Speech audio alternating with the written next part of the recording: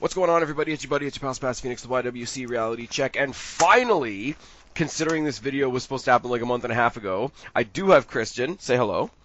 Hey, what's up? I do have Guapo. Hola, mis amigos, Señor Guapo, back again. And we're going to do what we were supposed to do while I was on my December sabbatical. We are going to fantasy book our own WrestleMania 35 cards. Yeah, shit happens. Yeah, I mean, like, with no animosity towards anybody, the three of us trying to get together to do this video has been a running joke for a couple of weeks now. We were talking about this before we started recording, but here we are. I got 10 matches, Kristen's got 10 matches, Guapo had 9 matches, but he's making up a 10th, and I've got a couple of, honorable mentions. One of them is one I actually want to see. One of them is just to set a fire in the comment section. So, does anybody else have any honorable mentions before we get started? I do not. You can go ahead. Guapo? You go for it. Okay. The first one I say is one I actually want to see, and it's only because I mention it every time we talk about, like, hey, what do you want to see at WrestleMania? But I kicked it off my actual card because I had too many matches.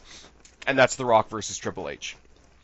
Absolutely. Anybody that has watched this channel for a long time knows that I want to see that. Want to see it one last time. I did a video ages ago about the history of Triple H versus The Rock, Rocky Maivia versus Hunter Hearst Helmsley, DX versus The Nation, intercontinental matches, tag title matches, world title matches, WrestleMania, etc., etc., etc. It's just one of those. They're the only two guys that are at this point in their career and still worth seeing. I mean, I got a lot of nostalgia for Angle. I don't mind if he wants to come in and do something, but it's not super exciting. Shawn Michaels at Crown Jewel was... I did not watch for that specific reason. What was sad, but at the same time, he held the match together after Triple H buggered himself. And I mean... Lost a smile. I'm saying, bald Shawn Michaels is sad to look at. Bald Shawn Michaels makes the cross-eyed thing more evident, which is a really mean thing to say, but it's also a really true thing to say. It's funny because on the one side, there's so much I could say in favor of Rock versus Triple H. Like, you can bring up any particular point in history. As I said, like, through the factions, through the different titles, through the various personas, face, heel, etc. But on the other side of the coin, if you just look at today in 2019, you put that match on the marquee, you're going to sell tickets. So it feeds the fans both ways. The other one that I wanted to say, just for shits and giggles, I want to see a triple threat match on the pre-show. James Ellsworth versus Enzo Amore versus Drake Maverick in his piss pants. For reasons. In the piss pants, specifically? In the piss pants. Like, fresh from dealing with Big Show, just pissed his pants. Drake Maverick versus Ellsworth versus Enzo Amore. The two most... Why do you want me to be sad? The two most problematic guys no longer in the WWE versus one of the more problematic characters still in the WWE. As I say, I only throw that together just to take the piss out of the fans, pun intended. Anyways, so we're going to go around the table. We're going to do it kind of like we did last year, for those of you who are around for last year's fantasy booking for WrestleMania 34. Going to go Kristen, obviously, ladies first, then Guapo, then myself as the gracious host. I will go last, because I'm just that kind of guy. Kristen, what's up? Oh, thanks. You're the meat in the sandwich, Guapo. How do you feel? About right. Nice. Do you want us to put it in a particular, this is my opening match?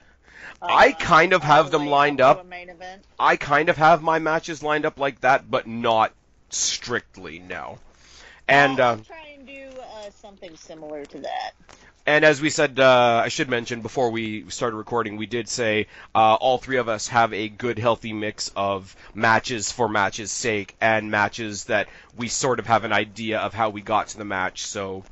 There's going to be a mixed bag of matches happening for legitimate reasons, and as we say on my channel, matches happening for reasons. Okay, I'll start the night off with a tag team match for the Raw tag team titles. A tag team match, player. I have,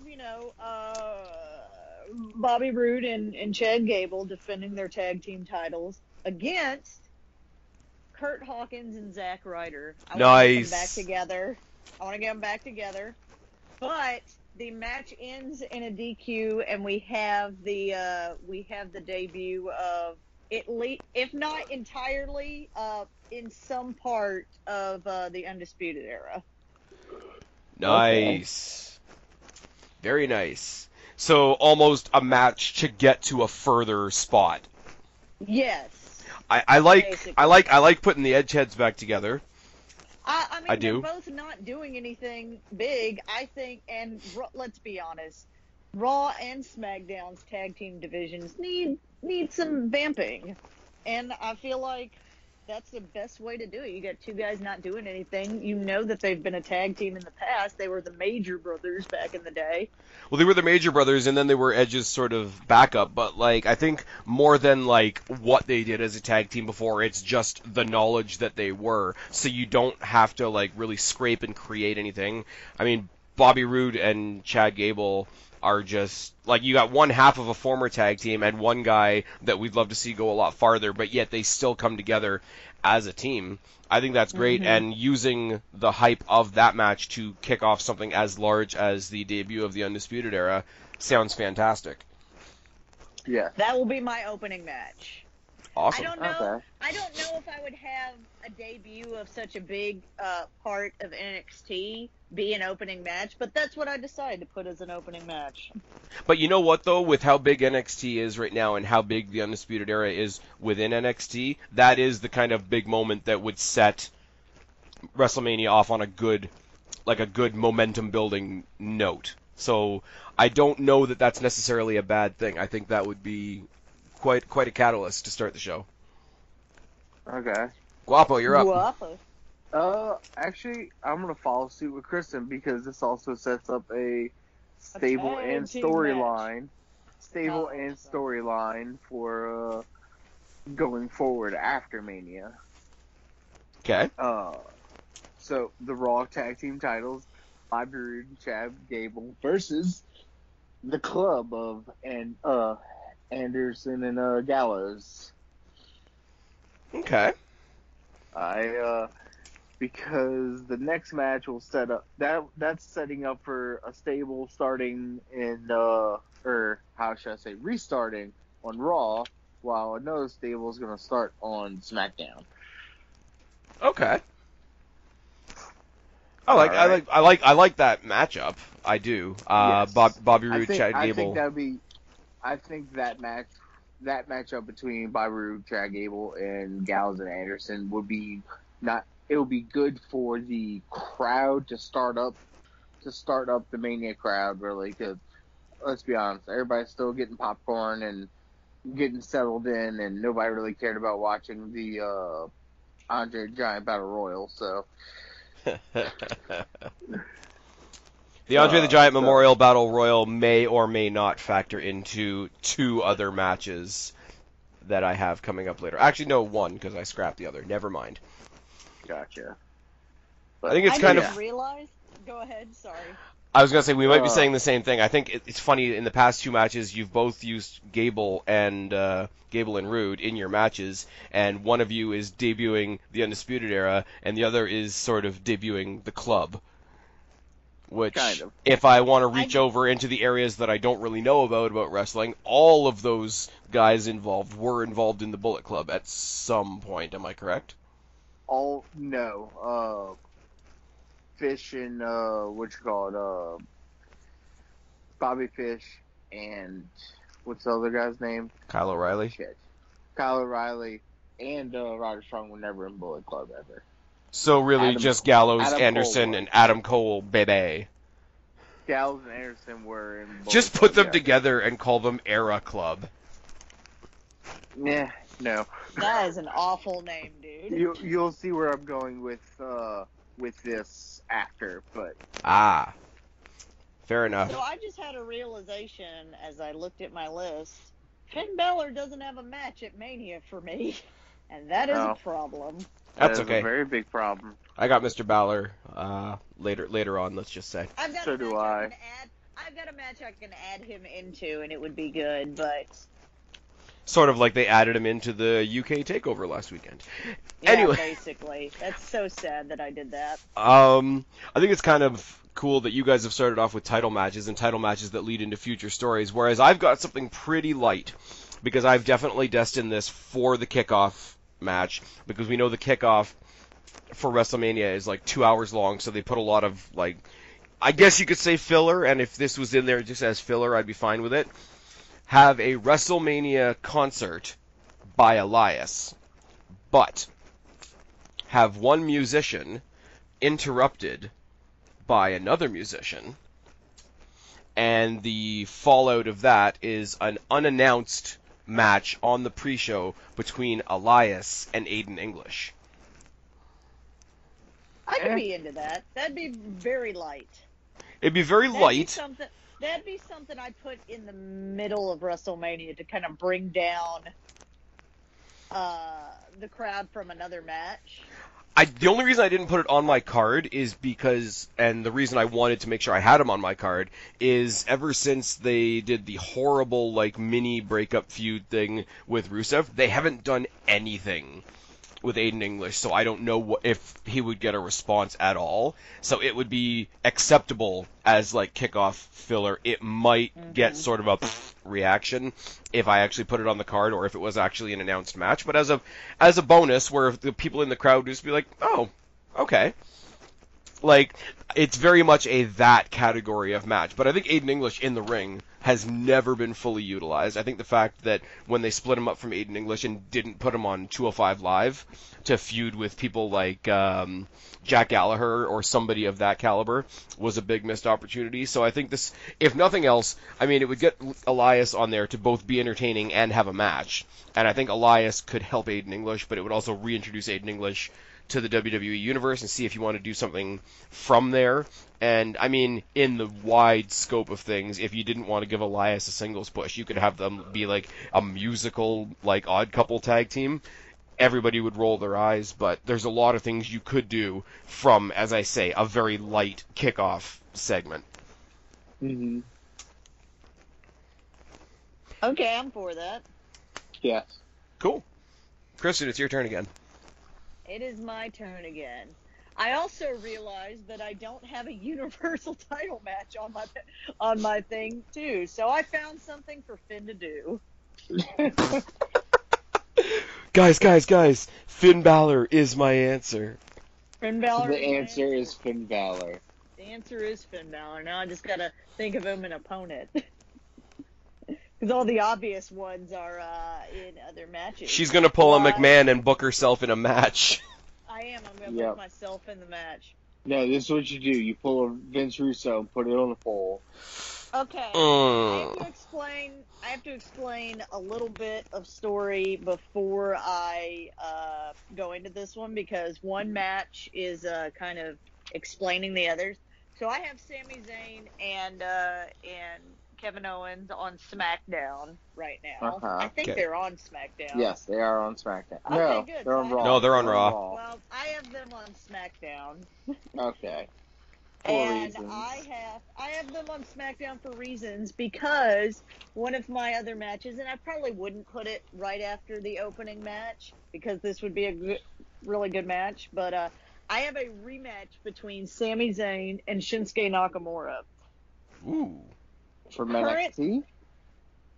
Current Shinsuke where he's the heel, but also current Sami Zayn where he is also the heel. Okay. But heel off? Yeah, heel off. I think it'd be an interesting story just because Sami lost when Shinsuke debuted in NXT, and I think it would be a really good time for Sami to be like, I lost because I was too busy caring about, what the fans wanted and blah, blah, blah, blah, blah, kind of thing. Right. Okay. And so, I think it would help build back his heel character of, I'm doing what I want to do. I don't know if I would have him beat Shinsuke, though. Just because, but I'm thinking about where Shinsuke is now, and it would be bad for Shinsuke to lose right now. But I almost feel like those two having a return match would be better on the TakeOver the night before, only because you'd have that kind of crowd behind it. Yeah. But I can see it. But how does Kevin Owens fit into your mix? Well, because Kevin Owens is back, and he will have a match later on. But I need to say that they're both on SmackDown. Okay. So sort of a callback. The people in the arena that do watch NXT will know what these guys are capable of, and at the same time they'll keep WWE on their toes, because if they don't let them do what they're capable of doing, they will shit on it. Yep. And we're back. Kristen, you were saying. Okay. That's it. I got a rematch of Sami Zayn versus Shinsuke Nakamura. I don't know if I'd have it right after an opening like I just planned, but well, I mean, we're not sticking concrete to a match order, so no. I mean, we can try, but yeah. Yeah, mine's gonna be all over the place. Guapo. So for my next match, as a little bit of a fun match too, after celebrating the club beating Bobby Roode and Gable, I have Rusev versus Samoa Joe for the U.S. title.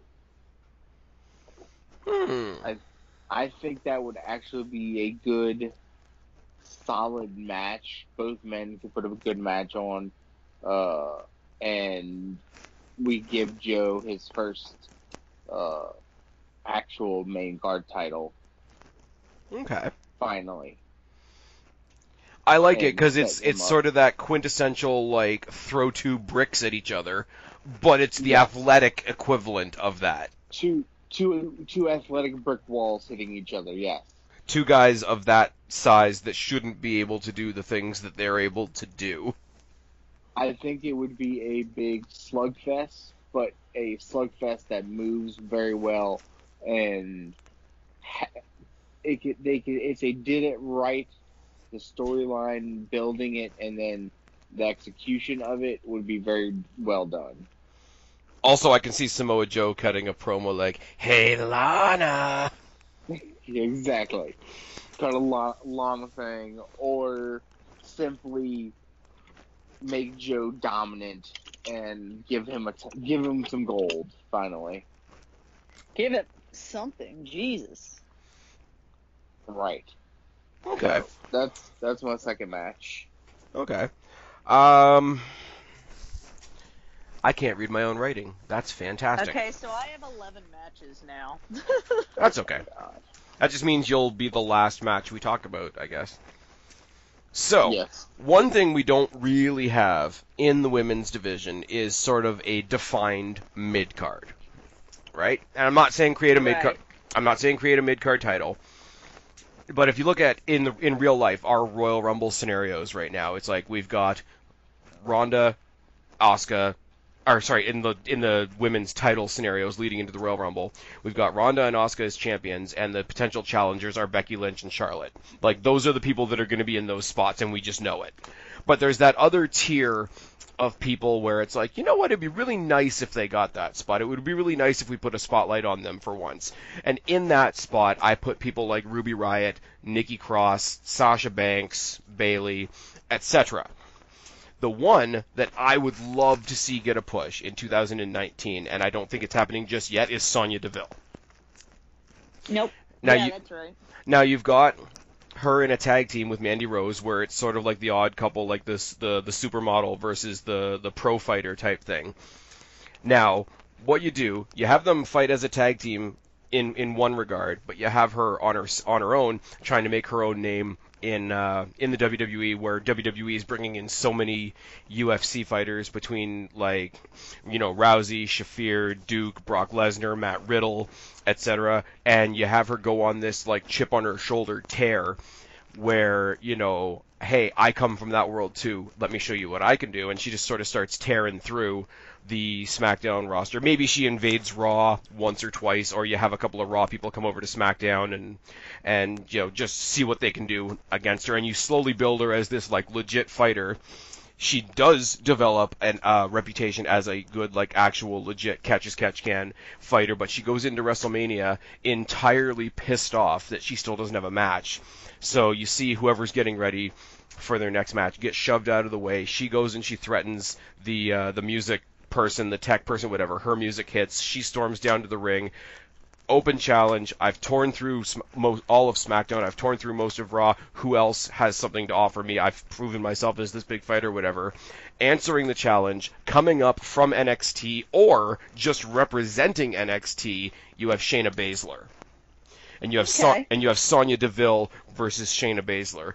I mean, if Shayna Baszler is still the champion at that point, she could be up there as the NXT Women's Champion.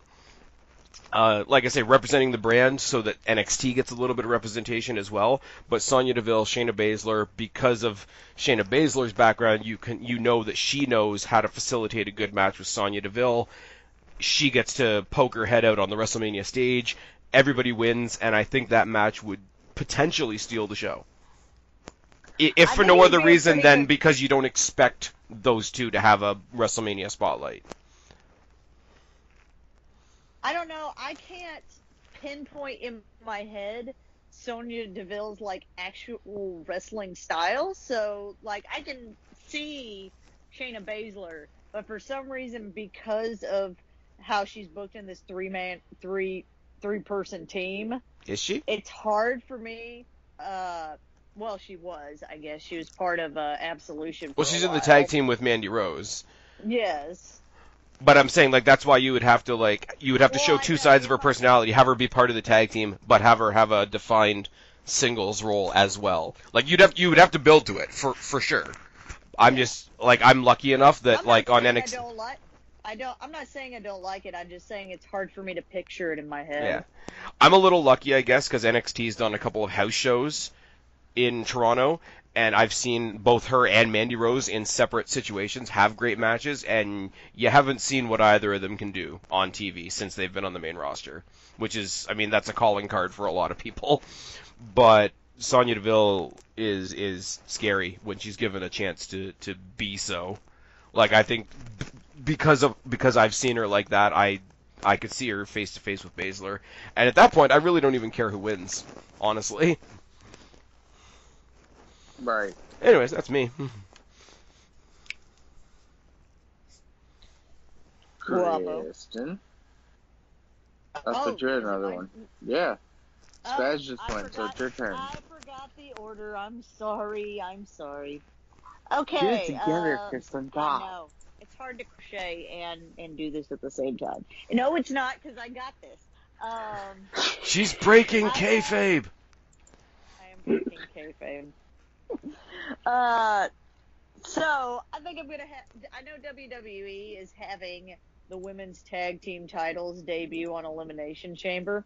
I think that's stupid. So I say we should have a tournament for the women's tag titles where the finals will be at WrestleMania. Yeah. And I have Sasha Banks versus the Iconics. Sasha Banks and Bayley versus the Iconics. I was gonna say Sasha Banks has such an ego. She's gonna win the tag team titles. She'll be the tag team champion. Yeah. She's going to pull a Team Chris Hell Jericho. No. I was gonna say Chris Jericho and carry the titles on her own. Bayley and Sasha Banks versus the Iconics, because I mean we're kind of. I'm trying to put my thoughts together. Billy Bloody Kay and Peyton Bloody Royce, the Bloody Iconics are here. They're basically, I feel like the last couple weeks, they've basically thrown Bayley and Sasha together as a tag team just to kind of promote this new tag team, women's tag team division. Yeah. And so, you know, they're going to put them in anyways, but I also feel like there should be a, you know, kind of pre-established before all of the hype about the belts and everything tag team there. And also, I think the Iconics are hella talented and aren't getting enough recognition. They really are like the modern day Bellas in the sense that like they're by far not the best wrestlers on the roster, but they're not nearly as bad as people say they are or want to say that they are. Well, and they're not like they're doing the bitchy girl gimmick that pretty much any heel woman got in like 2007 at that point, where it's like, I'm the heel, so I'm bitchy, but it's like not stale. But the thing is, like, they've got this obnoxiousness to it, but you can tell that they like what they're doing. So when they do their obnoxious shtick, it's almost like the crowd is in on it with them.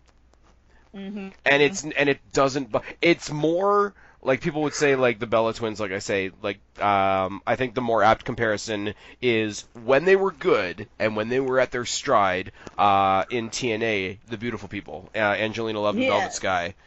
And God, but not quite as, like I say, the bitchy gimmick is pretty stale to me, just because it's been done to death since I started watching. Yeah. And the Beautiful People did it in a way that wasn't stale, but then got stale after a while. I just love how funny the Iconics think they are. Yes. It's the whole, like, if you laugh at your own joke long enough, other people will laugh too, or else somebody will start feeling awkward. And like they're so into how like, I won't get tired of it because it's cheesy on purpose. And I've heard them in interviews, and they actually, like, you can tell that they're, like, legitimately friends and they legitimately have that chemistry. So for me, that always builds on it. I know it's not necessarily part of the fantasy booking that we're doing right now, but how gorgeous are those belts? Yeah, I they look love great. the women's belts. I think they look really good. They make the men's tag belts look like really shit. bad. I can't hate. I know I'm the outsider on this. I don't think that they're particularly gorgeous, but I don't hate the men's belts, only because in the theory of what they are, they work so well. It's two warriors fighting for a championship, so the championship might as well have two warriors on it. They're not copper anymore. They're not copper anymore, so they're not the penny belts. They're the nickel belts. Get it right. Nickel belts.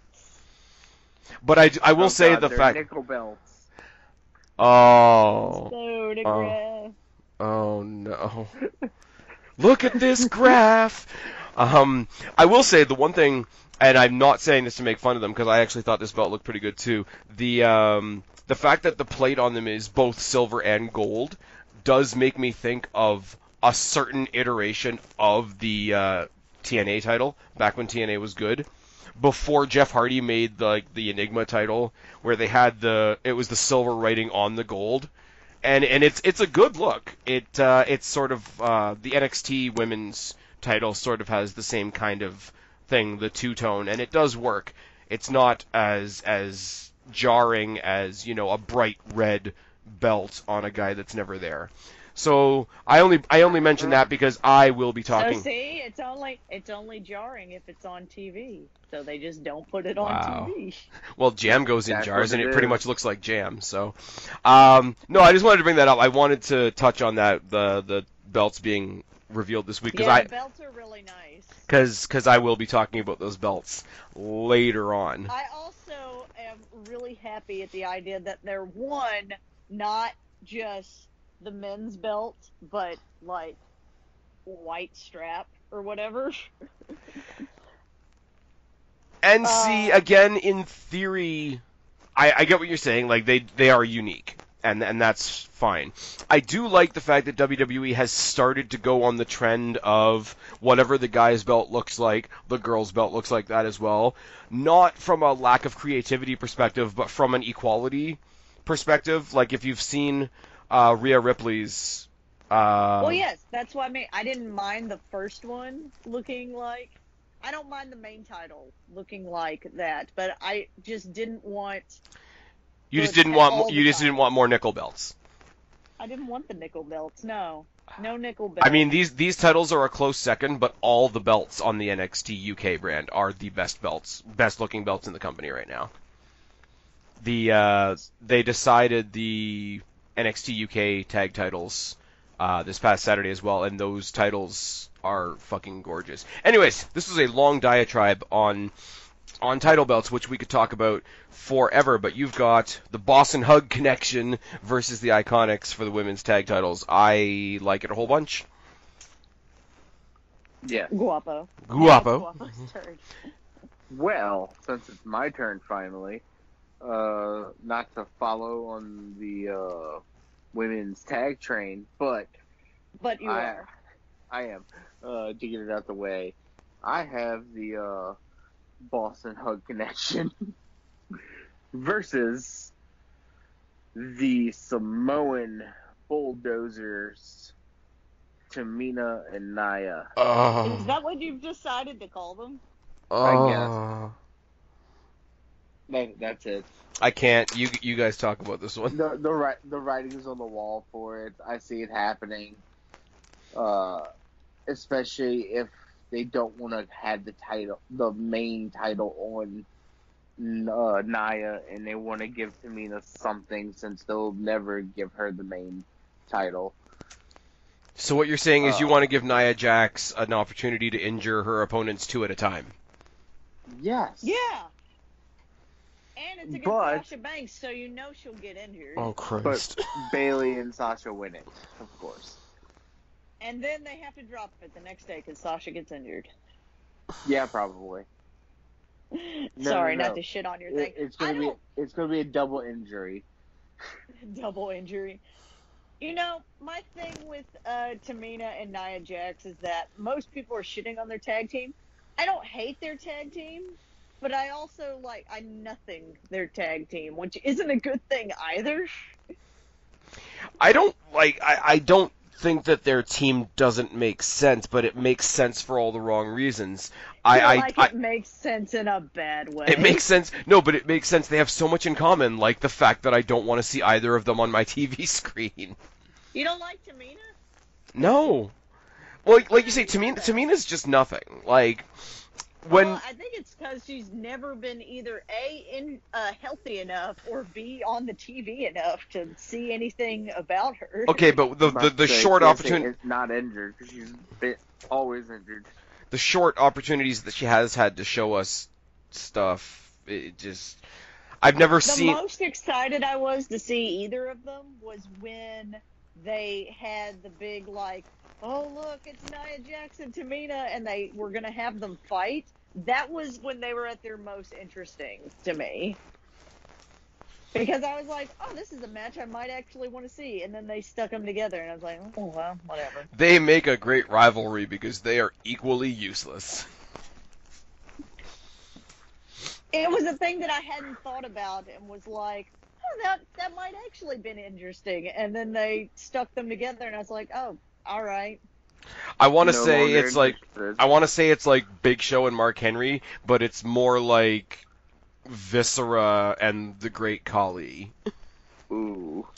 I don't think it's nearly that bad. I definitely do. Because I would actually be interested in seeing Nia versus Tamina. I would really not be interested in seeing Viscera versus Okay. Khali. Okay, we're not going to count this as one of your official installments on your fantasy booking, obviously, because this would be like a dark match on Heat. But I want you to take 10 seconds and sell me on the idea of Tamina versus Nia Jax as a match that I want to see. Go.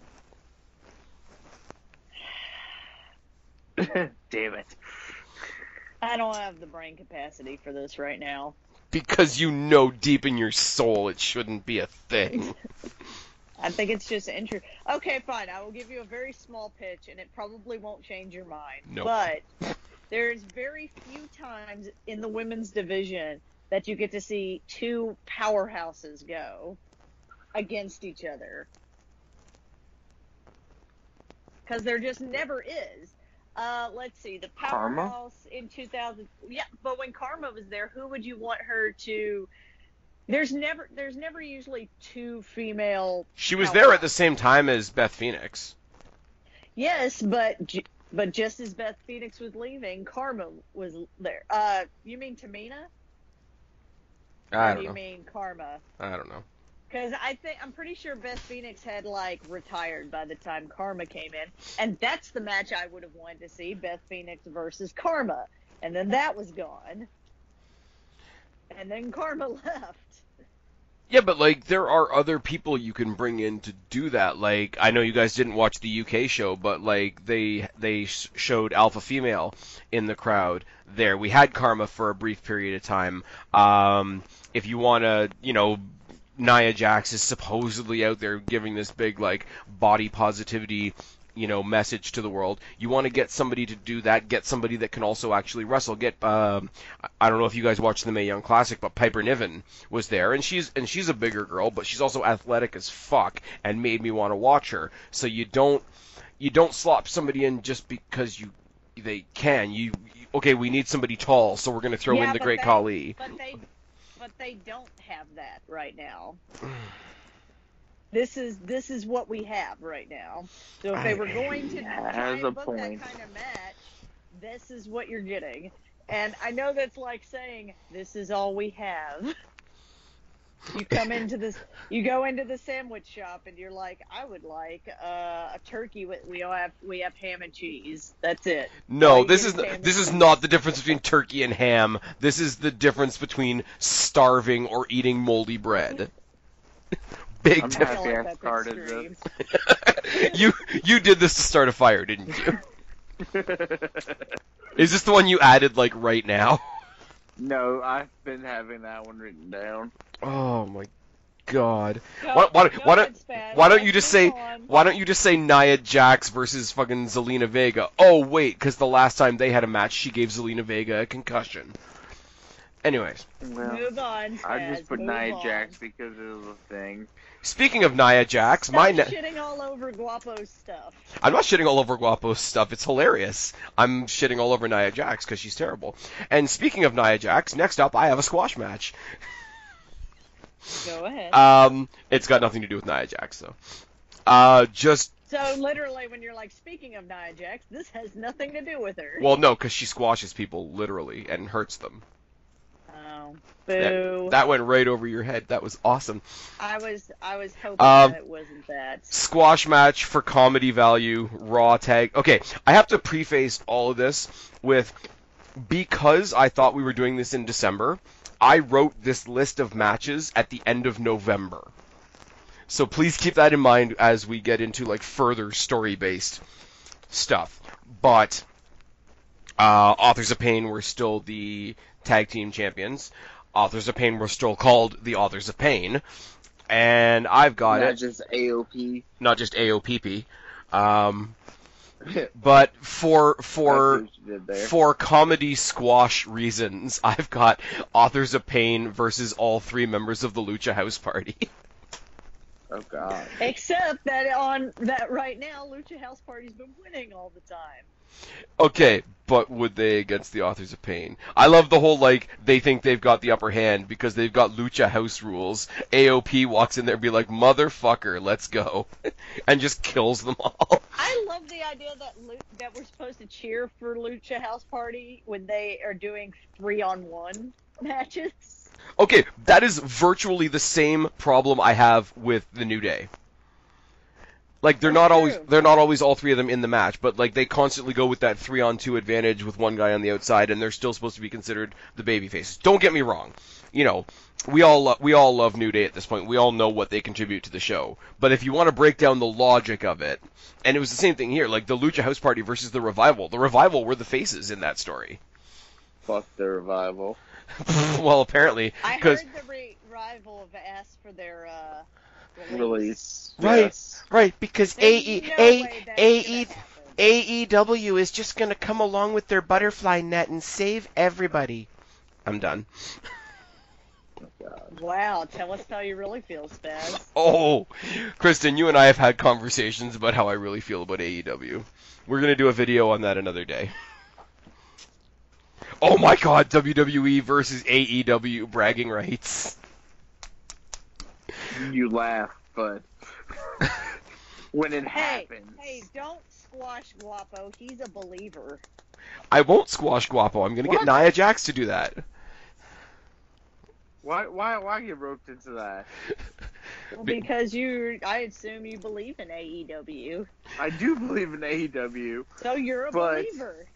I believe it too. It's just that they're suffering from Young Bucks / Sasha Banks syndrome, where a whole bunch of really, really awesome people are already getting an eye roll from me because their fans are fucking terrible. Look, just because. Not you, Guapo. Calm down. I was waiting for Guapo to go like, just because you don't understand it. Look, you just don't get it, Mom. Girls just don't understand me. It's not a phase. Oh my god. You made it worse, dude. Okay, we haven't said it yet this year, but hashtag you made it weird, man. It's more ma'am. Like hashtag you made it worse. Sorry. All right. Anyway, AOP. back on track. AOP versus the Lucha House Party, intentional squash match for the lols. That's what I've got.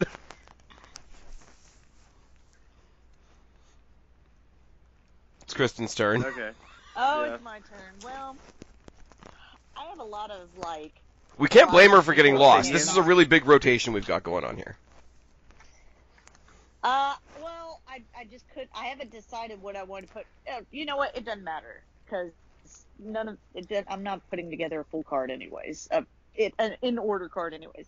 I have a tag team match, not for any belts or anything. A debut from NXT. I have the Usos versus the new DIY, heel Johnny Gargano and Tommaso Ciampa. Ooh. Versus the Usos? Yes. I like that a lot. Sounds pretty good. Like, I'm not gonna lie, I like that a whole... Like, and you don't even have to elaborate on that. That's just good. That's just good booking. Listen to us, Vince. That's just... Damn. That doesn't really even need a storyline. No. To it. I'd almost be offended if they... I'd almost be offended if they came and tried to put a story into it. Just be like, DIY are here, and they're gonna fuck some shit up. I don't know. Have the Usos come out and be like, we don't have a match. Have them do an open challenge. They don't have titles on. But... Usos have got WrestleMania on lockdown. Yep. And then DIY comes out. Oh, yeah. Usos come out. They talk about how they've got WrestleMania on lockdown, and they drop a cage, and you got Usos DIY in a steel cage, impromptu at WrestleMania. Yes. Sorry, I just hijacked your match there a little bit. That's fine. That's fine. All right. Is it my turn? I guess it is. It is your turn, because I don't have a story for that. I just have that match. You don't need one. Well, the next match is about AEW. No. And then AEW comes and shits all over WWE's ring, literally and figuratively. Guapo's sitting over here booking the AEW invasion. We're gonna have to do a whole nother video on AEW. Oh my god. But please watch us. We're not WWE, so we're cool. Stop shitting on Guapo. I'm holding my tongue for the moment, but my makeup match that actually fits into where I was going with something else. Shinsuke Nakamura versus Adam Cole, baby. Ooh. I'd be good with that. With or without Undisputed Era? Without. Oh, so it's the whole like he comes out with them. He makes a big dramatic deal of sending them back to the back, and then they come out. No, he leaves the group is what I assume Guapo is talking about. Yes, he leaves the group before he leaves the group at NXT coming up. He is by himself. He has his own music. He is not a part of Undisputed Era. He is just Adam Cole, baby. I think he should keep that music, and the rest of the group should get new music, because he does the whole boom thing, and it's part of the music. I mean, he just used Wade Barrett's old music. Oh my god. Which of Wade Barrett's So music? wait, hold on. Not the part that says "God Save the Queen." No. So he has to come out and say, "I'm afraid I've got some bad news, baby." That'd be But no, great. Yes, all of the yes. Oh Yes, man, no. Nakamura, Adam Cole. Yeah, I mean, the writings on the wall match would be awesome. I think it really would.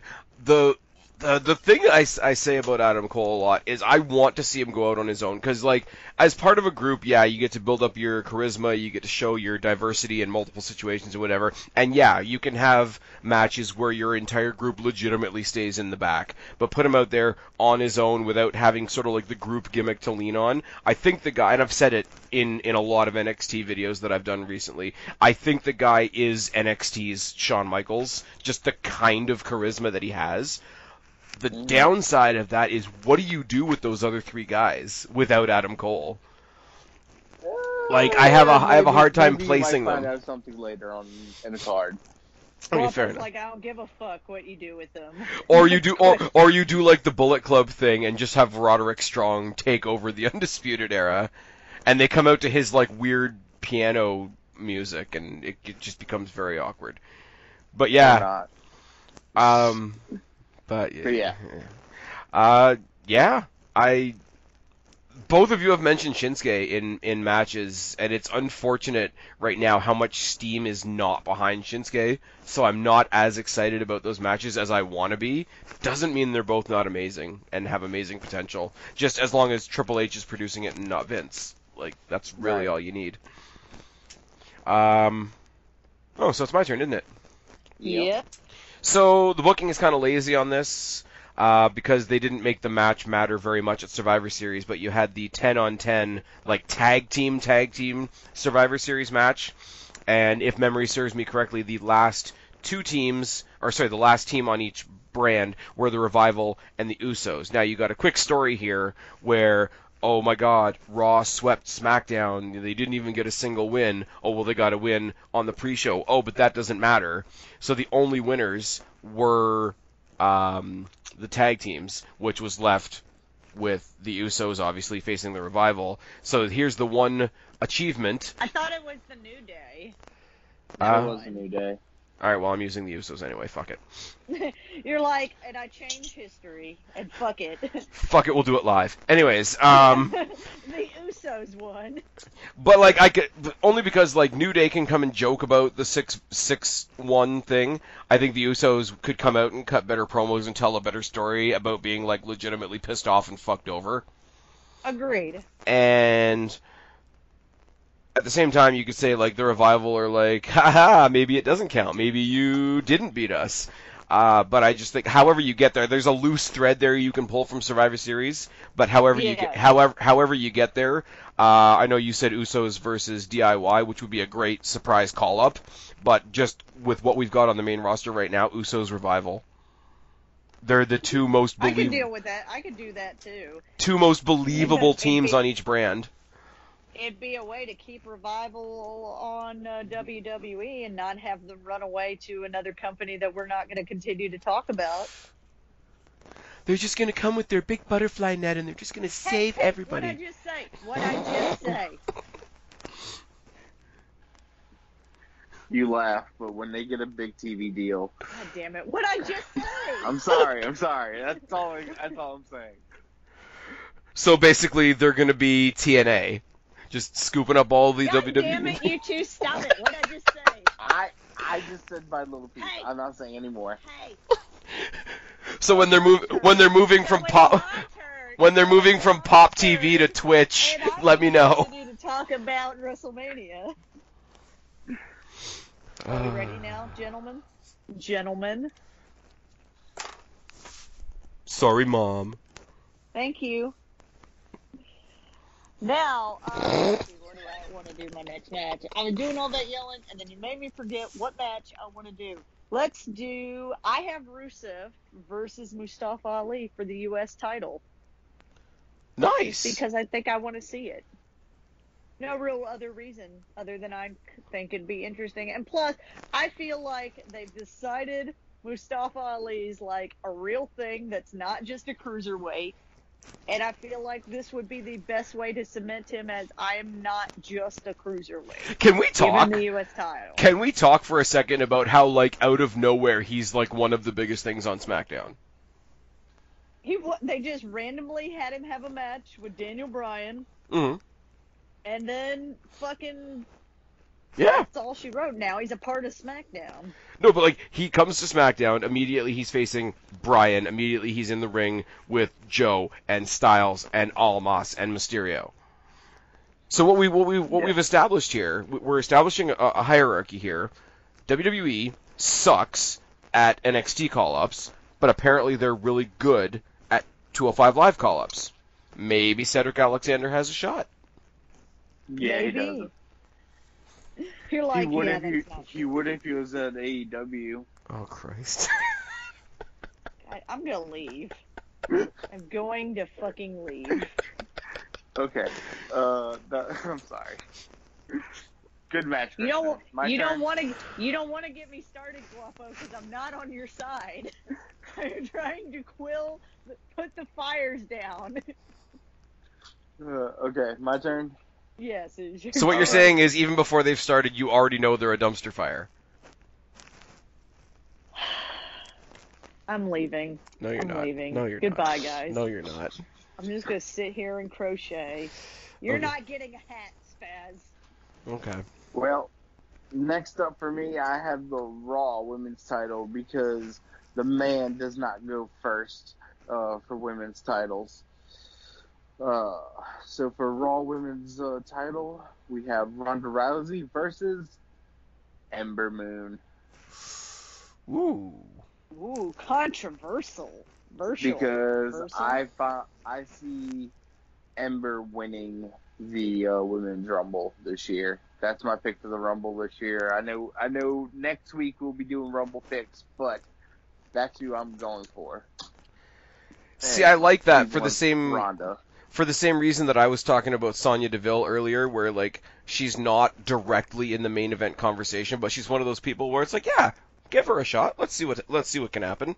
Ember Moon has.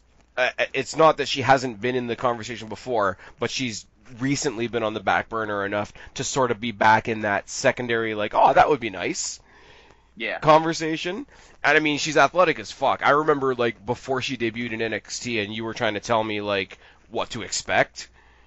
And you were not wrong, sir. How I told you, well, she does a diving stunner, so. Yeah. And it's ridiculously awesome. The one thing I will say on the main roster, there's a lot of people on that roster that don't know how to take that move properly. Right. And it's one of those things, and trust me, I'm not putting this on Ember Moon, but there's a lot of people that don't know how to take that, and it's one of those maneuvers that can look gorgeous or shit, and there's not very much in between. The Stratisfaction. Stratisfaction is always guaranteed. I'm just saying the Stratisfaction is one of those moves that either it looks great or shit compared to how somebody takes it. Yeah. But I found Ronda and Ember would work well together just because both being so athletic and very, very, knowledgeable of Ember. I mean, Ember's an amazing wrestler. And I feel she could pull a great match out of Ronda, and Ronda could lean on her a bit. Even though Ronda is very well versed in the ring now, and she's getting better with every match. Ronda could have a great match pulled out of her by Ember for sure. Like Ember could like sort of put her through her paces, but because it would make, I think it would make Ember carry the match, which I don't necessarily think she always has to do. I think it would pull different things out of Ember Moon as well. Yeah. And let's just be real, it's sort of along the Finn Balor conversation, but how awesome is Ember Moon's entrance going to be at WrestleMania? Exactly. And I mean, the other thing is, then now you just got me thinking about that match and why I like it so much. I've said before, and I think we've even talked about it before as a group, even a bad wrestling match is a little bit better when you can tell that the people in it are enjoying it. And I find Ember Moon and Ronda Rousey in general to be people that, like, even when they're in intense, like, serious matches, you can still tell they're enjoying themselves. I think not only the physicality, but that element as well, I think they would feed off each other quite well. Yes, I agree. You're up, Spaz. I am. Yeah. Okay, let's turn our thoughts back to the women's tag team titles once again. And yeah, as I say, I made this up a long time before Asuka was the SmackDown Women's Champion, a long time before we thought that these belts were actually coming, when we found out that they're going to be decided in the Elimination Chamber, which I am kind of intrigued by. But I will say as well, I think it's dumb. I think if you're going to debut a belt, I think you should do it at the big show. But whatever. But it means you're going to see the first defense at WrestleMania. Anyways, Still.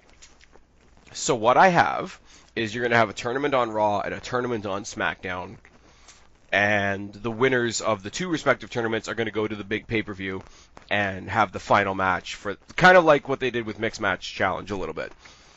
But what I have on one side is you've got the Riot Squad, where you've got Liv Morgan and Sarah Logan, but you've also got Ruby Riott that doesn't want to be left out in the cold, so she finds herself sort of a kindred crazy spirit in Nikki Cross, who decides that she's going to firmly plant herself on the Raw side of things. On the SmackDown side of things, you have the tag team that I couldn't really stand back in November, which was the awkward pairing of Asuka versus Naomi, or sorry, Asuka and Naomi. Don't worry about it. It's fine. You play up this thing the whole time where it becomes very, very obvious that Naomi is riding Asuka's coattails. Every single match in the tournament, Asuka does all the work, Naomi tags in at the end to get the win, the pin, the victory, whatever. You build up that, dissension in the ranks type thing. They finally win their way to the Hey, Spaz. When you before you finish that, I just need to say when you talk about that Naomi would be riding Asuka's coattails. We're supposed to be doing fantasy booking, not writing fan fiction. Boo. You're welcome, sorry. Anyway, so it becomes. I'm just saying you're the only one that booed. Guapo snickered. So it becomes very, very obvious that Naomi is riding Asuka's coattails. They're about to go into the semifinals, and Asuka finally gets sick of it and slaps her and says, "Look, I'm replacing you because you're being fucking useless, and I have a better partner." You see the debut of Kairi Sane as her new partner. Doesn't last very long because Asuka, before they can make it to the match, or sorry, not Asuka, Naomi, before they can make it to the match, attacks Kairi Sane backstage. There's a big vicious assault. Naomi thinks she's a badass, whatever. But Asuka's backup partner comes in, beats the living shit out of Naomi, and what you have at WrestleMania is Nikki Cross and Ruby Riott on the Raw side of things taking on Asuka and Io Shirai for the women's tag team titles. I'm alright with that. Back up. Why do you have two backups? Because, you replace Naomi with Kairi Sane, and because Naomi's racist and doesn't want to be replaced, she, Again, obviously freaks out. Booking, not fan fiction. Obviously freaks out and can't stand that it's not all about her. So it's like, okay, I lost one partner, I got one more backup, it's fine. Plus, you play up the story that they all wrestled together in Japan, and it's fine, they're all friends, it's great. But yeah, Asuka. And then Spaz comes out and he found he was best friends with them this whole time. Yep. Yo, I would chill with Asuka and Io Shirai and Kairi Sane. I think that'd be a lot of fun. Kairi Sane's got a boat. We can work some shit out. It's fine. And then Spaz found out that he was the greatest wrestler of all time. Okay, I can't. Told you, no. What if we told you the boat was in a bottle? Oh, Christ. I can't be the best wrestler in the world, because clearly that's Shane McMahon. Ben, you're right. But in fan fiction, you can. In fiction, I can, because even when Nikki Cross and Ruby Riott win this match, the 5 girls involved and me are going to keep that boat a-rockin', and it's going to be just fine. Okay, now it just got weird. Just? Hashtag I made it weird, man. So next on my list. Next on my match. Since we're talking about women's wrestling right now, I also have Ember Moon in a match, but I have her in a match against Alexa Bliss, #1 contendership for the women's title. Ooh. #1 contender match at WrestleMania. Yep. Okay. I like that. God damn it! I pulled a monoxide. Your Alexa went off. Yes.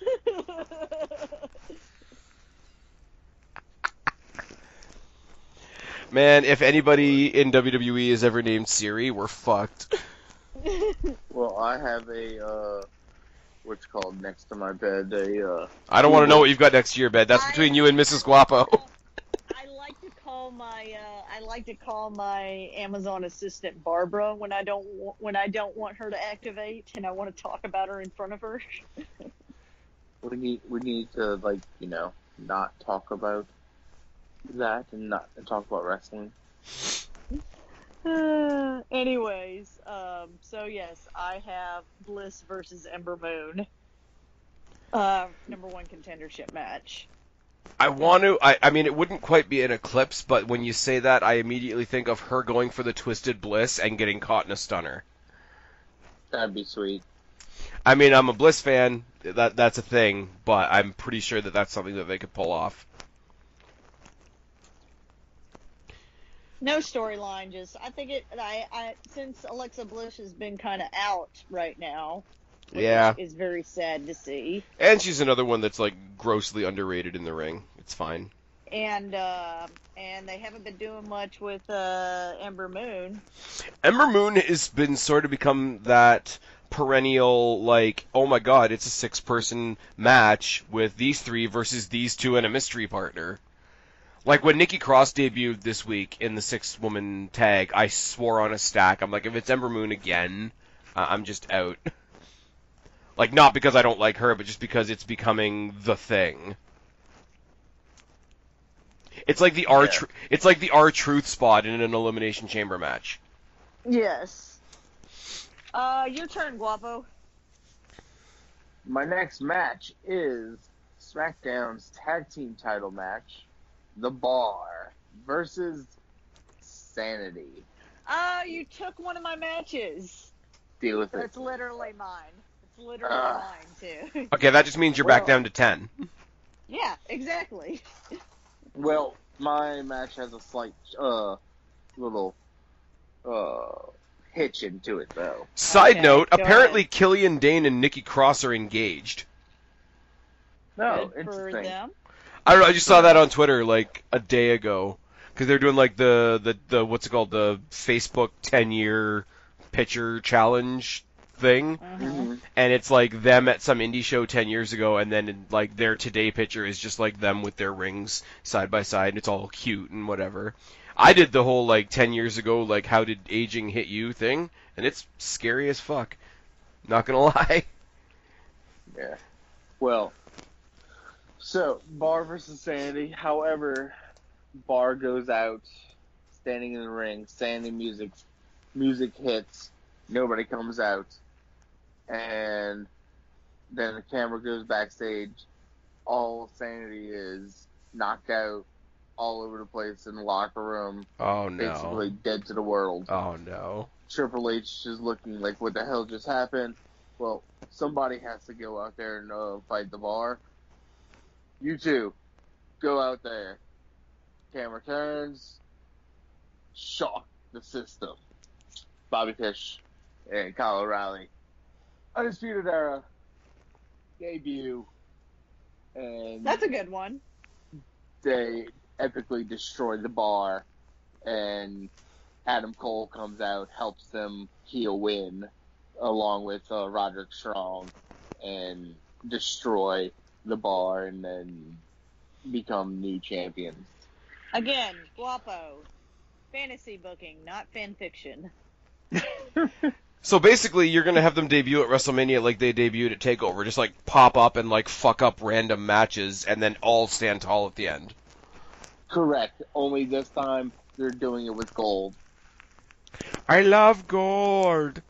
Okay, I'm not gonna do that again. I don't have that part with Sandy. I have Sanity and the Bar having a match.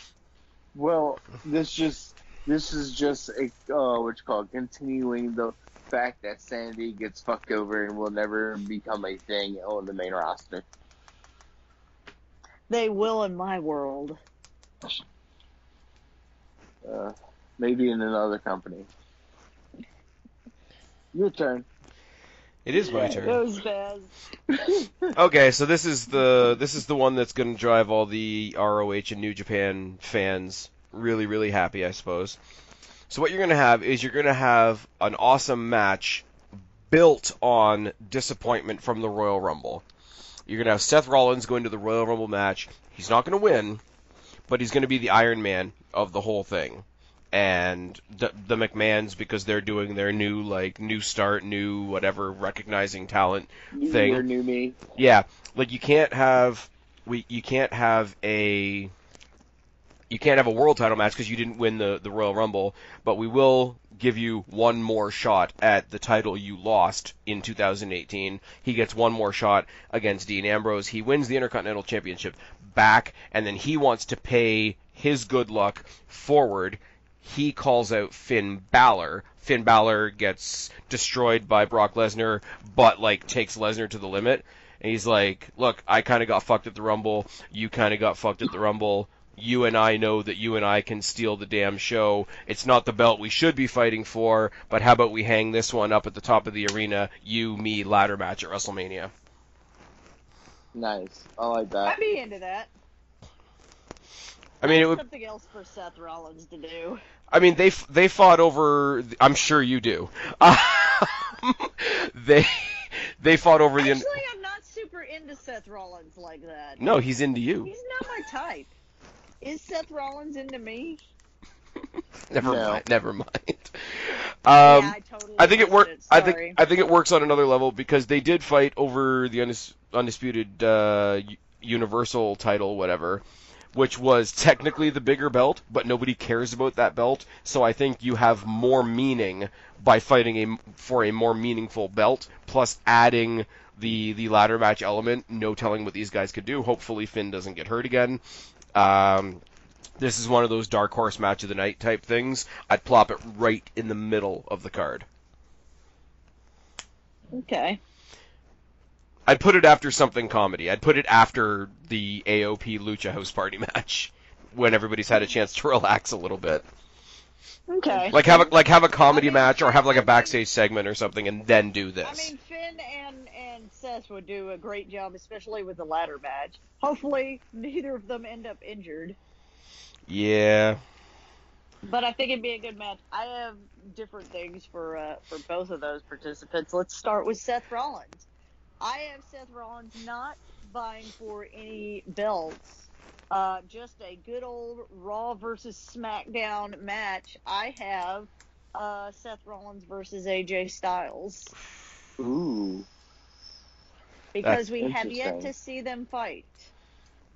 They were a tag team on the Tribute to the Troops show, and they were Cool. they were a really good tag team, and they actually closed out the show. Like, it wasn't a John Cena type person that closed out the show, which was kind of different for that type of show.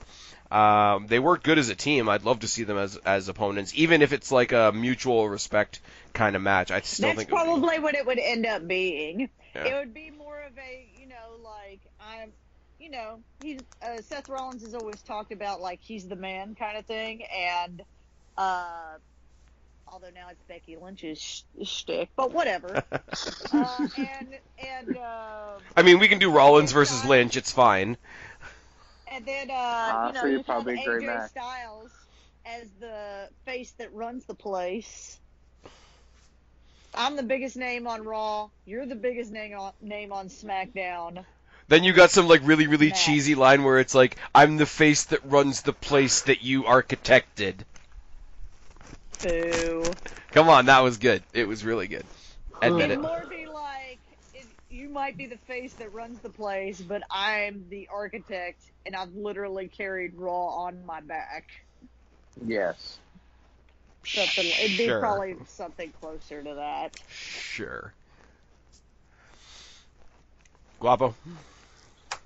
Up next for the IC title, I have Dean Ambrose versus Finn Balor. I think that'd be interesting because I don't think either of them have fought. I don't even know what that would look like. I'm sorry, I know my reaction was like the audio equivalent of a blank stare, but I don't know what that match would look like. Good. But is Dean Ambrose going to get more needles in the butt? I'm intrigued. No. However, Finn will be getting some heel heat put on him. Putting heel heat. Gaining and turning heel. Because during the match, with the referee back turn, Gallows and Anderson come out and they reform Balor Club. I'm telling you, man, Guapo's just booking Era Club. Era Club. Balor Era Club. Help out Balor and put Balor over. Balor wins the IC title and gains major heel heat with the club. The Bullet Era. The Bullet Era. No, the Balor Era Club. Side note, my ladder match with Rollins and Finn is obviously Demon Finn. Well, of course, Demon Finn. Because I'm sorry, just from a visual perspective, the idea of the demon ascending up instead of going down, because demons usually come from below and angels come from above, the juxtaposition of that metaphor is way too cool to pass up. Well, this Finn Balor for me is the rockstar douchebag. Nice. Rockstar douchebag Finn Balor. Cool. I like it. Because he's going full heel. He doesn't need the demon to beat Dean. He just needs his heel good brothers. The heel good brothers. Legitimate rockstar douchebag, as opposed to us calling him rockstar douchebag, and he's not really a douchebag. Yeah, right now he's like rockstar douchebag, nice guy that fights for LGBT rights. Rockstar douchebag who has a heart of gold. Right. Is it, or is it a heart of rainbows? And an 18-pack of abs. Oh Christ. Yep. All right. Next one's not too particularly creative because it's quite literally something we're probably going to see. Drew McIntyre wins the Royal Rumble, goes on to face Brock Lesnar for the Strawberry Jam Championship. I thought you were going to steal one of my matches. I don't even have Brock Lesnar on my card, but that is surprising to no one. What? You don't have Brock Lesnar? Laser on your card? I mean, we're all sick of Brock Lesnar, but you want to give some, what's the word I'm looking for? I still don't entirely hate Brock Lesnar. I'm not quite there yet. But, there is an element of thanks that will be given to whoever takes that belt off of him. And seeing as we're this close now, you might as well do it on a big stage. Friggin' everybody's behind McIntyre. Everybody wants him to be champ. You want to throw in the added benefit of, oh my god, thank god it's not Brock Lesnar. Do it at Mania. He topples the guy that most people can't stand anymore on the biggest stage. And I mean, just Drew McIntyre now versus Drew McIntyre the first time around when he was the chosen one. We talk a lot about, transformations and whatnot, and Rhea Ripley from Mae Young Classic 1 to Mae Young Classic 2, Alexa Bliss going from the pixie cheerleader to how we know her now, Husky Harris turning into Bray Wyatt, but friggin' Drew McIntyre. On a side note, this is Drew McIntyre's third transformation, because he debuted as your stereotypical Scottish guy with a kilt and weighing in at so many stones. Oh my god, yeah. Oh, and let's not forget One Man Band. Then he was the Yeah, and then he was the chosen one. 3-man band. And then he was in. You not forget about band. 3MB was like the best thing ever to happen to his career. Okay. You know what the really sad thing is though? How much of a fucking heel trio? I said trio. That's a thing. How much of a heel trio would they be now? If you got McIntyre, Jinder Mahal, and Heath Slater, who's just waiting for his dose of steroids. Everybody's on the sauce, man. Except for Heath Slater.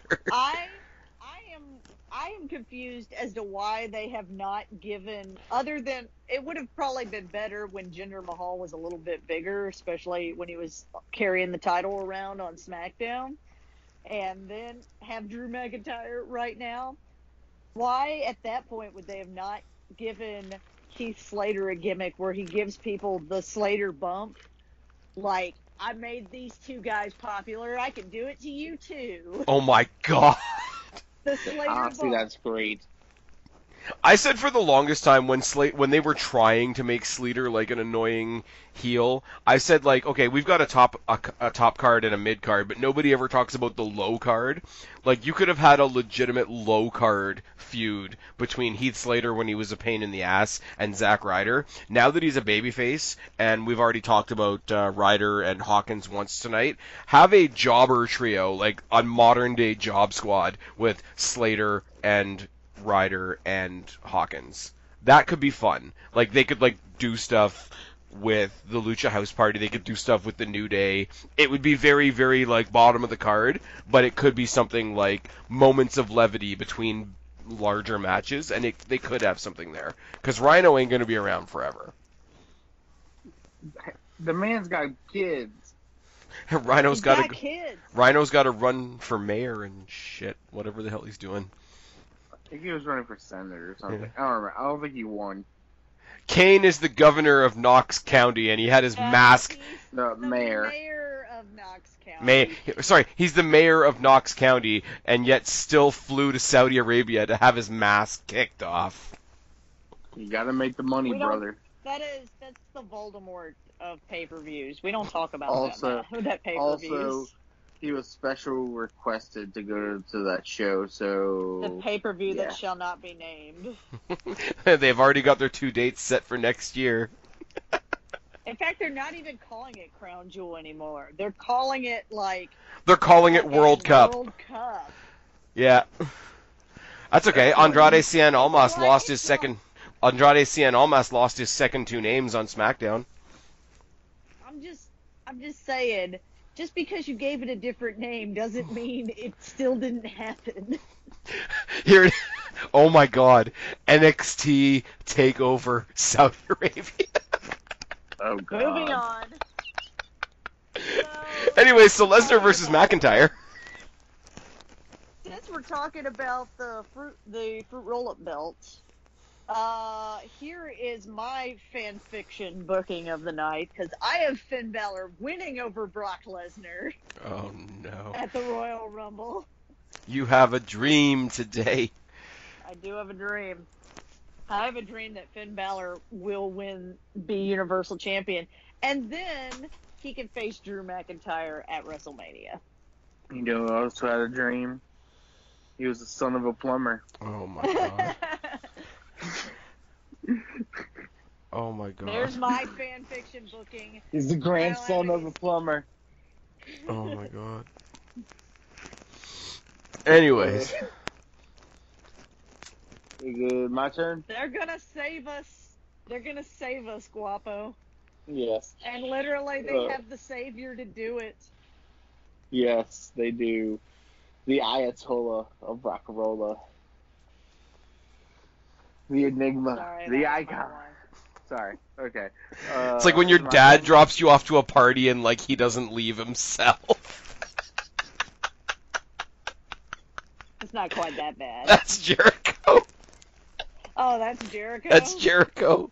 That's like the old dude that like dropped some people off at a party and like didn't get the hint that he wasn't invited. Oh, I can't. I'm done. Guapo, your turn. Up next, the WWE title match. Daniel Bryan, the new and improved Daniel Bryan, versus this year's Royal Rumble winner, Mike the Miz Mizanin. Why is he going by his real name? I don't have the Miz on my show either, and that is a crime. I don't know. I just felt like saying his full name. I did, but it was like Miz versus Bryan versus Styles, which just seemed like recycling from last year, so I took it out. Well, I got Bryan versus Miz just because. Well, it's already got a storyline. Storyline's built in. And Miz could be a face. Miz is somewhat face right now. So... But he's going to be defending his tag team titles at WrestleMania. With Shane. Oh, God. I don't know why. The greatest in the world. I don't know why I love the Shane and Miz thing so much, but I do. I hate it so much. I hate it. Really? I really do. I do. It looks like, and I go back to the comment I made earlier, it looks like Shane is legitimately having fun for the first time in a while, and the Miz is one of those guys where it's like, if he's not doing shit at the top of the card, I'd rather he just be having fun. Yeah. I think both of them are having fun. I think it's one of those things where I think Shane's played the authority figure for so long. I think he thinks it's cool that he can just go in there and play wrestler for a bit. And I mean, yes, that is the entitled child of the owner of the company. I get it, but I'm happy for the guy. I think it's silly in a good way. I think but it knows it's silly. And it's reveling in its silliness. And the fact that friggin' Shane went to do the coast to coast and Miz held up his birthday cake, but he didn't even hold the coast to cake. But he didn't even put it so that the cake would land on Sheamus. He did it so that Shane's feet would land in the cake. For reasons. Oh my God! I just realized what's gonna happen. What? Well, first of all, they're gonna get because they've been talking about gear so much, they're gonna come out in Miz trench coats. Underneath the Miz trench coats, they're gonna have Shane McMahon jerseys on. They're both gonna do the little Shane McMahon dance down the ring. Yeah. They're gonna have Shane's kids dancing like he did the past couple of years. You're gonna have Maurice doing some kind of dance with their kid, and the kid's gonna be all not giving a shit to be there. And the music is gonna be "Here comes the money!" Awesome. Here comes the money. Book it, Vince. Well, now it went from silly to obnoxious. So yeah, Daniel Bryan versus The Miz. That's what I want. And it's a built-in storyline. Built-in storyline. I'd be okay with that. And I want The Miz to win. Have his actual WrestleMania moments. Yeah, the one that was stolen from him. What was it? 8 years ago? It was a while ago. Yeah, Damn, Alex Riley. Not that. I'm just saying, No, it was stolen from him. I know, The Rock. I know. He beat John Cena for the WWE title in the main event of WrestleMania. How did that not put a rocket up his ass? You cannot add up all of those facts and have Miz still be where he was the next day. It just makes me sad. Anyways, we talked earlier about every card needs sort of the throw the two bricks together. This might not be the most exciting match in the world, but you could very easily start it with a quick stare down at the Royal Rumble. It's Braun Strowman versus Lars Sullivan. Interesting. It's I know it's kind of predictable. It's the two big guys. Sorry, excuse me. But it's so predictable and so obvious that why not do it? Yeah, for no other reason than they probably will, so why not? I don't really have any other story. Just quick, put Sullivan on SmackDown so they're not around each other constantly, because no one show needs two giant guys. But for the one-off of it, and I mean, yeah, you can play another Raw versus SmackDown for brand supremacy, brother, and they come out in red and blue jerseys or some shit. Yeah. On a side note, I know you made your matches in November. Have you guys heard the shit about how Lars Sullivan basically no-showed 2 shows? Yes. And so now they're like, we don't even know what to do with him now. Well, he had some medical thing. He had a panic attack. That for Raw, he said they had some sort of weird panic attack thing. Yeah.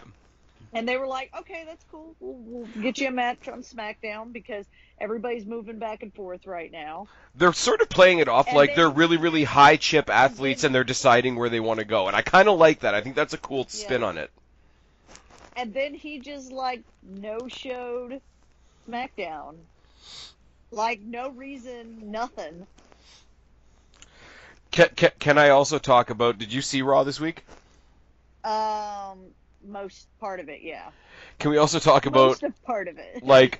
Otis Dozovic's main roster debut, fucking creeping on Alexa Bliss, being a big creep. Hey, Chucky. And then eating a tuna slushie on SmackDown. Oh my god, Heavy Machinery's already done. Anyways. Yeah, pretty much. EC3's in the back looking at himself in the mirror. That's his main roster debut. Lacey Evans still exists, unfortunately. And, I got nothing. Nikki Cross got a match, so that's a thing. And they're treating Andrade pretty well, even though they took away his second and third name. Well, they did that to Cesaro too. And Rusev. Yeah. And Big E. And Neville. Nobody keeps their name on the main roster. And Authors of Pain. That's crazy pants. Lord. Whose turn is it? I believe it's my turn. Yep. All right, go. I would not put.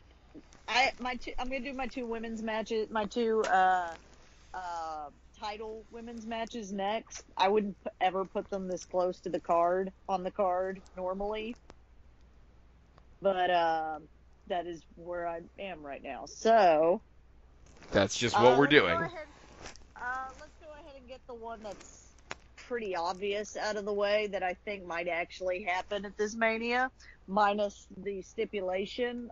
Charlotte versus Rousey versus Becky, Raw women's title. No DQ, but I have it as a no DQ match. Okay. Well, triple threat matches are no DQ by definition. Yeah, but I know. But you would actually push the hardcore element of it. False count anywhere would get you there. Yeah. Although I don't really want a pinfall somewhere else at WrestleMania. Mostly what I want is chair shots. You want to, even though it's already a thing, you want to push that it's a no DQ match. Yes. But you know what I mean? Any other pay-per-view, a pinfall taking place, on the floor or on the ramp or whatever is fine if that's the kind of match it is. I think that's a weird thing to happen at WrestleMania. Mm-hmm. I don't know. Maybe that's just me. Maybe I'm nitpicking. You guys can tell me down in the box below. I also think a Falls Count Anywhere match with 3 people is a lot. Yes. I agree. But yeah. So I don't really have any story for that one because I think the story is currently being written by WWE because I think this match in some form is going to happen. Yeah. I mean, I have another match that sort of touches on that whole current scenario. We'll talk about that a lot more when we do our Royal Rumble predictions, but I have opinions, let's just say. Although I'm not really known for being really opinionated, so I'm going to have to watch what I say. Anyways. Guapo. My next match is Asuka versus the man, Becky Lynch, for the SmackDown Women's title. Okay. Just cause. So basically the match we're getting at Royal Rumble. Yeah, basically. Yeah. I know. I wasn't. I had wrote that down a while back. Yeah, it's good. Like, it's off the path because everybody's so convinced that we're getting Becky versus Ronda. Like, so something else thrown in the mix is good. I have a really, really convoluted story when it comes to my women's title picture, but that I'm saving for the main event. Yeah, I don't. I can't see Becky Lynch not being the main event this year, so that brings Asuka up to main event of WrestleMania status, which doesn't hurt my feelings at all. Correct, I agree. All right, and Your turn. And Kristen's being quiet, so I guess it's my turn. Yes, it is your turn. Okay, so before I get into the explanation of this next one, what is the most boring / eye-rolling thing that they have introduced at WrestleMania the past couple of years? Andre the Giant Battle Royal. There we go. So everybody comes out for the Andre the Giant Memorial Battle Royal. And even though it's an open arena, and it wouldn't really work this way, but the lights go out. Lights come back on. One side of the ring is all... Sorry, I'm going to back this up. He's like, I already fucked it up. Damn it. I already did fuck it up. The weird thing about this particular January is the fact that we had 3 pay-per-views in 1 month. We had UK TakeOver, we've got NXT TakeOver Phoenix, and we've got the Royal Rumble. Now, one of those took place in a ballroom, one of those is going to take place in an arena, and the big 2 are being put in a stadium. AKA, we've got 4 brands, but 2 of them are being presented as bigger than the other 2 brands. So NXT and NXT UK could say that they feel slighted in January. So come WrestleMania time, the same thing's going to happen. I don't think NXT UK even has a pay-per-view. I'm sure NXT proper is going to have their takeover before WrestleMania, but it'll be in an arena, where WrestleMania is in a stadium. So they could feel slighted again. So to make up for this, you have the Andre the Giant Memorial Battle Royal. All the Raw and SmackDown talent are in there. All the new ones that have just come up already that are established now, Raw and SmackDown people are there. Lights go out, lights come back on. On the other side of the ring, you've got the entire roster from NXT and NXT UK, and they beat the living shit out of all the main roster jobbers in the ring. Triple H comes down, Vince McMahon comes down, Johnny Saint comes down, William Regal comes down. They all say, da-da-da-da, you can't have this, what the hell? And they put out their complaint, hey, how come we get shut up in these small buildings where you guys are in this big, huge stadium? We need to be represented at WrestleMania. Roddy Raw, this is bullshit. Look, and they stare at Triple H because Triple H created the NXT brand. It's like, how are you not fighting for us like this? Looks at Regal, looks at Johnny Saint, says, pick the best person you each have. You get 1 match on the WrestleMania card. Now fuck off and go away. So the best people on each brand are obviously their champions. So in the semi-main of WrestleMania, Tommaso Ciampa versus Pete Dunne. It'd be a good match. I could be into that. Champion versus, not a title match per se, but champion versus champion. Champion versus champion. Winner gets put to the main roster and then never heard of again. God damn it. I mean, that's not a lie. It's not wrong, but basically they pull a mini invasion and their representation obviously gets to be their 2 champions taking on each other. And there's no winner to the Andre the Giant Memorial Battle Royal. The Andre the Giant Memorial Battle Royal never happens again. And the legacy of NXT is they got rid of a stupid Battle Royal. That's all I got.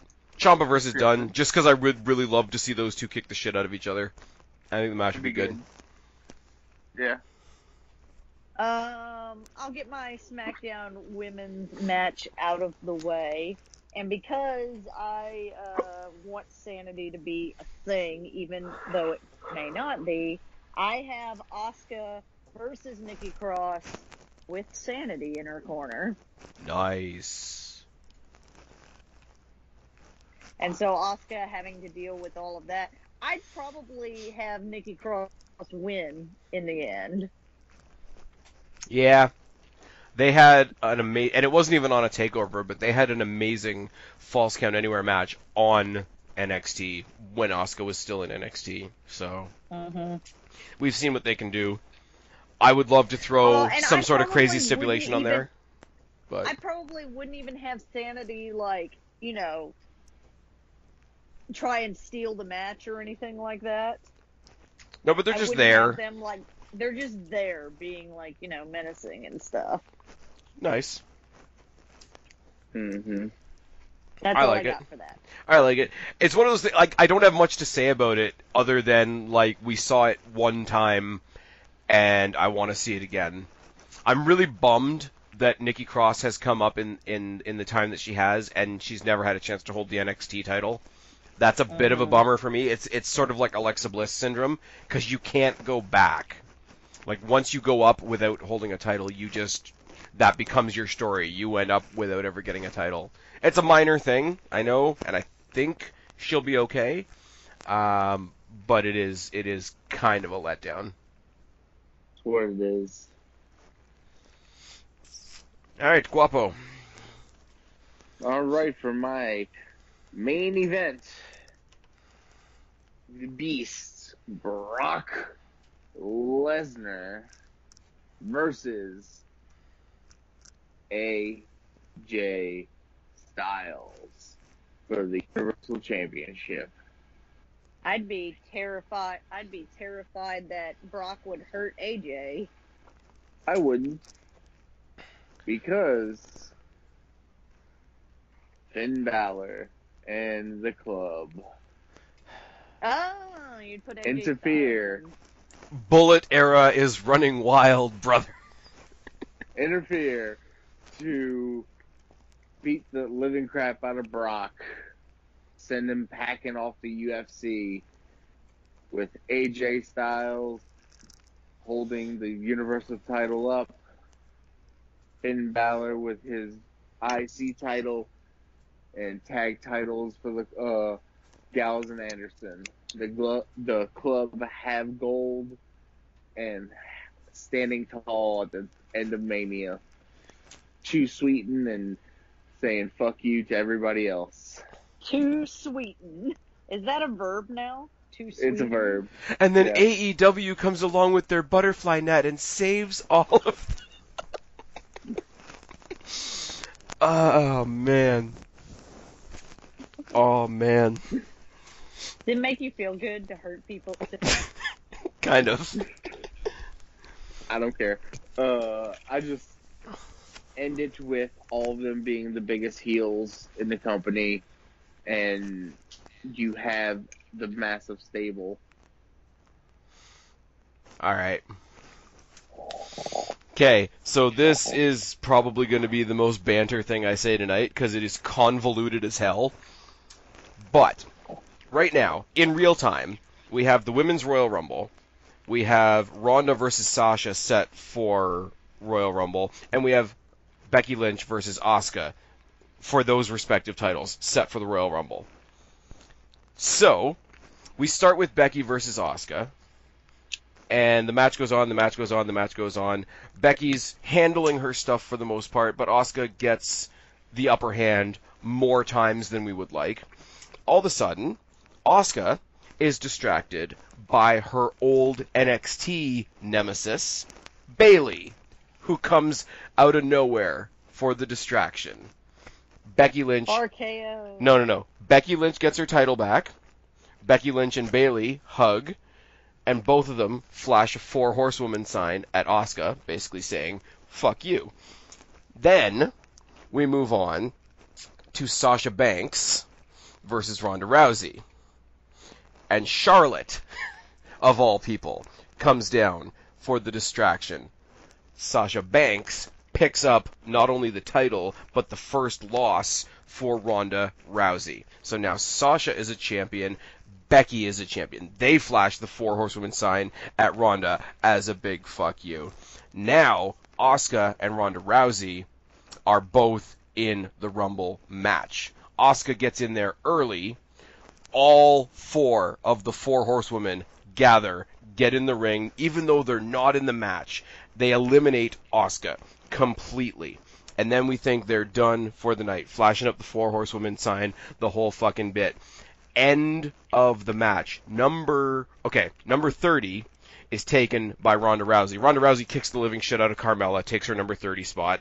She whittles down the field in the ring, down to just her and Nikki Cross. 4 horsewomen come out one more time, stare down Ronda Rousey, don't kick the shit out of her, but instead they turn their attention to Nikki Cross, eliminate Nikki Cross, handing Ronda Rousey the victory. Becky Lynch picks up the microphone, says, "Here, we just handed you the win. Pick your champion. Pick me. Give these people the match we were supposed to give them at Survivor Series." Basically punks her out. So now you've got your Becky Lynch versus Ronda Rousey at WrestleMania for the SmackDown Women's title instead of the Raw title. And as a caveat, you've got Nikki Cross, who was eliminated unfairly, who plants herself on Raw, takes on Sasha Banks at WrestleMania.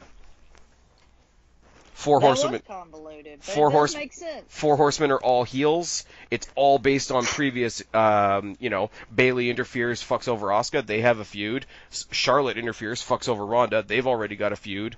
Bring all 4 of the horsewomen together at a time where they're all going to be in the same building. Now you've got, as I say, you've got Sasha Banks versus Nikki Cross, which would be fucking fantastic, and I don't think anybody's predicting right now. But more importantly, you've got Ronda versus Becky, but not Ronda versus Becky that we thought we were going to get. You get Ronda versus Becky for the SmackDown title, which, in its convoluted nature, brings Ronda Rousey to SmackDown, where I think the women get a little bit more shine than they do on Raw. So all the benefits that the people are getting on Raw from dealing with Ronda Rousey right now could rub off on people like Charlotte, like Becky, even Naomi if you really need to, the Iconics, Asuka, etc. You set the table for an entire new year of women's wrestling over on the SmackDown roster. And I mean, you leave Raw in pretty good stead with the main rivalries there being being Bayley, Sasha, Nikki Cross, Ruby Riott. Nikki Cross and Ruby Riott could team up again, going to my fantasy booking from earlier in the night, and take on the heel Boss and Hug connection. You set yourself off in all kinds of directions just from that convoluted WrestleMania booking, and that's when I call it. That's the end of my card. That's the end of my night. One of those matches main events WrestleMania, and I don't even care if they go out back to back. All right. Okay. I thought about that one a little bit.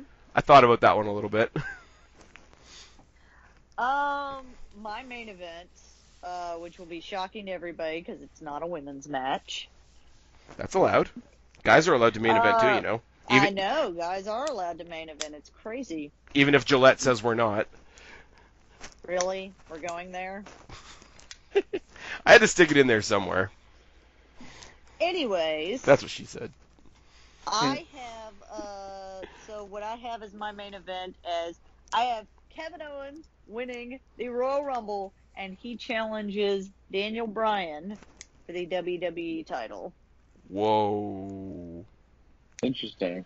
Because we have not seen that in WWE yet. We have seen it a lot in ROH.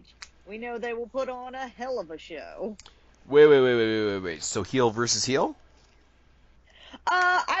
It'd kind of be heel versus heel, but, Kevin Owens would probably play the face, but in a way that he's like, I still don't really give a shit about what the fans want. So Kevin Owens would kind of be in the CM Punk type of caricature? Yes. I like that a lot. That's one pairing I have not thought of. I like that a whole lot. And that is my main event. I have Kevin Owens win the Royal Rumble, and that's why I moved them both, him and Sami Zayn, to SmackDown. Interesting. Nice. Guapo, do you have any more matches? That's my show. No, I got nothing else. You got nothing. So all of my convoluted mess of fixing the entire women's division, and then Kristen just comes in with Bryan versus Owens, bitch. Basically.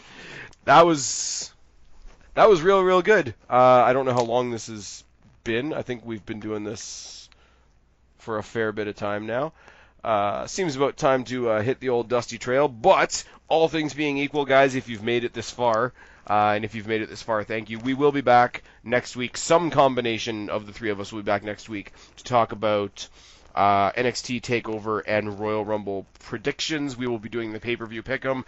Big shout out to strifenineteen and Mizark10 who joined me for the TakeOver UK pick 'em. I actually won, which doesn't happen very often, so that was fun.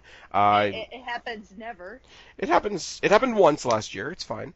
I have a slight sneaking suspicion that more people will be playing along for the TakeOver Phoenix and Royal Rumble pick'ems. I mean, I'm saying right now, make all the jokes you want that it's TakeOver Phoenix.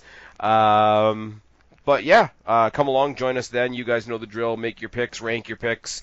We'll keep score on Twitter on the night the best I can, as long as the Twitter police don't come along and find me again. Yeah, I'm sort of running out of things to say, guys. Tell them where to find you. You can find me on Twitter at BlackCatFeline, and you can find me on Instagram at the same. And you can find me at Twitter at Guapo_504, where I tweet every so often. Twitter is where you tweet. Never say that Guapo doesn't teach us things, guys. And you know where to find me, or you wouldn't be here. I've been Spaz, she's been Kristen, he's been Guapo. We are your YWC reality check. Subscribe up there, talk down there, start a conversation. Keep every single damn one of these conversations going. Don't be a stranger. We will talk to each and every last one of you later. But for right now, myself, Kristen, and Guapo are tagging out. Bye, guys. Bye. Adios, amigos.